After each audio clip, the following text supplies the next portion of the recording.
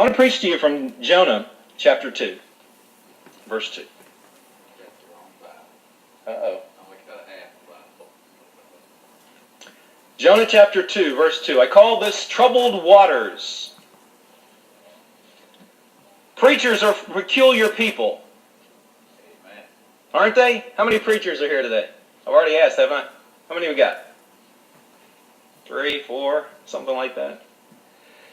Jonah was one of the most peculiar preachers ever known. When I speak at different churches, I'm often amazed at what people think of their pastors. Here are some of their responses. He's a good preacher, they said. How do you know? I ask. He's interesting and exciting. He makes me think.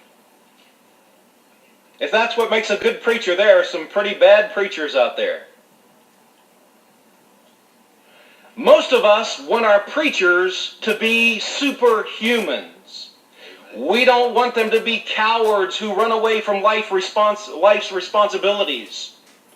I once heard a lady introducing a friend to her pastor. He's so wonderful, she said. As a matter of fact, to listen to her, you would think that he was some kind of a superhero or something, you know. Faster than a speeding bullet, more powerful than a locomotive, able to leap tall buildings in a single bound. But what is even more ridiculous than that, folks, is the fact that some preachers really believe it. We preachers often become so inundated with ourselves that we think we're above reproof. We think we can do no wrong, and we're a legend in our own mind, as Clint Eastwood says. Let me tell you the story of a world's worst preacher.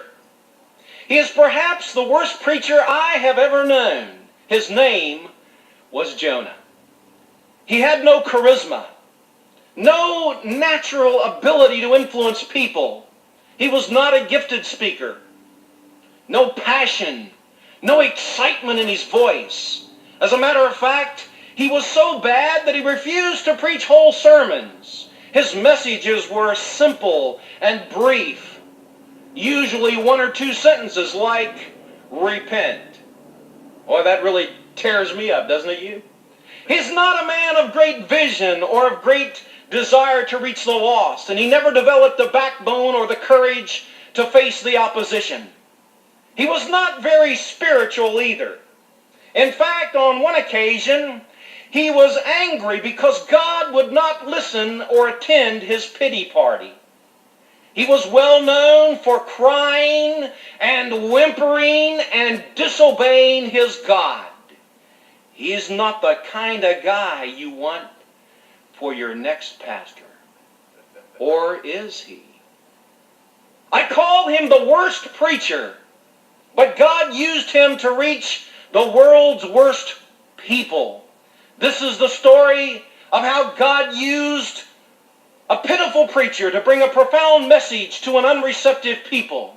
His name was Jonah. He disobeyed God's command and discriminated against a race of people who were in desperate need of God's forgiveness. Many believe that Jonah was the little boy whom Elijah raised from the dead in the story of the widow of Zarephath in 1 Kings 17. But if he's not, he's still the only prophet in the Old Testament that Jesus compares himself to because of the effectiveness of his message. Nineveh was the capital of Assyria, which by Jonah's time was well known for its cruelty to Jews. Their reputation for being brutal men had become legendary. Jonah decides that these pagan Assyrians are unworthy of salvation. God commands him to go. He refuses. The drama that I am about to diagram for you was born in Jonah's disobedient heart as he remembers the words of his God. The story begins with a thundering command from God, and the words ring out like a lightning bolt shot out of the heavens and blazing its trail across the annals of time and piercing the heart of Jonah the prophet as God says to him, "Go and preach to Nineveh that great city, because its wickedness has come up before me. But Jonah refuses to go. As a matter of fact, he runs away like an animal fleeing into the darkness of superstition with nowhere to go. But he is not alone, for there's an unseen hand upon his life, pulling him back to that fateful moment of correction and instruction. Yes, he will run from God, but God's going to teach him a lesson he will never forget. He's running from divine responsibilities. He's running from the responsibility of proclaiming God's message to a lost world. And ladies and gentlemen, that is the one thing he must never forget. He rises up early to go, but not to Nineveh. He packs his bags to leave, and like a flash of light, he leaps down the steps and into the street, hoping to avoid another encounter with his God. The path he will follow leads only to disappointment. As a matter of fact, he is about to discover the awesome consequences of disobeying his God. As events unfold, he will try several new and creative ways to run from God, but to no avail.